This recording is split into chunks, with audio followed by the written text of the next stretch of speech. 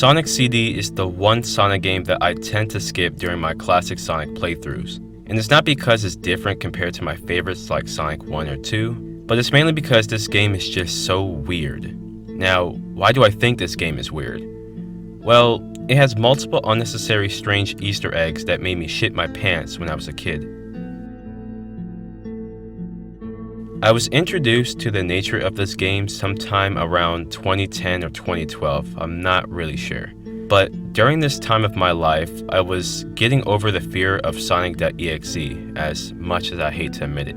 At the time, the gameplay looked pretty legit for me, and Sonic actually looked pretty intimidating. But once I researched more about the lore of this creepypasta, I quickly started getting over the fear of him, as the lore was just getting really silly and unbelievable.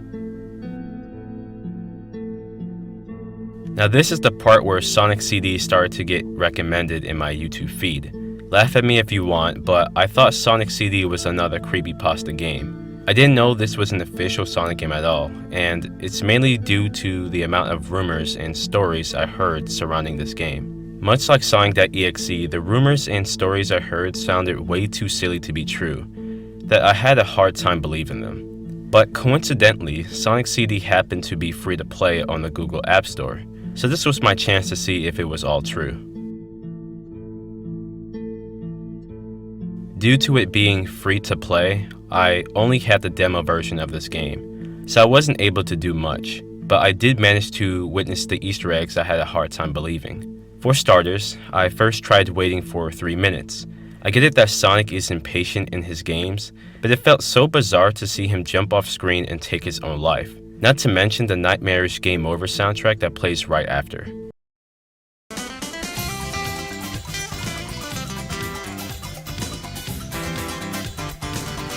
I'm out of here.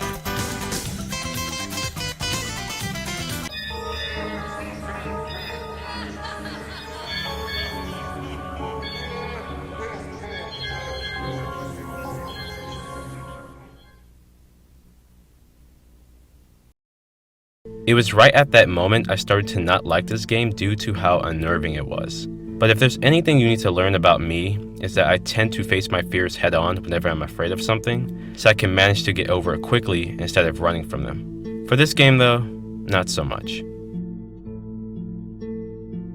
I then managed to find myself in the sound test option. Now in my brain at this point I just went, there's no way this is in a Sonic game. And it's mainly because the sound test option was a bit different compared to the original, but they still worked. I managed to find this Batman Sonic image that wasn't so bad, but I then found probably the creepiest thing in any Sonic game ever. I remember my reaction just being frozen and not knowing how to react, but then suddenly throwing my phone and saying to myself, why is this in a Sonic game? This screen just screams childhood trauma, and the music doesn't make it any better.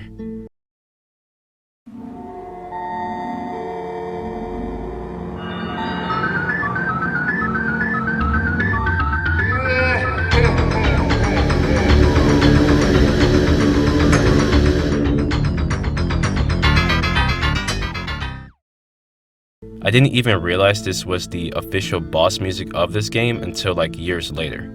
But yeah, after this encounter, I completely distanced myself from Sonic CD altogether. Years go by and I managed to give this game another try and actually play it instead of messing around. The game turned out to be a fun experience for me, but I still find it unnerving and surreal at times when I fight the boss, for example. An underrated gem, but also an unnecessary creepy Sonic game.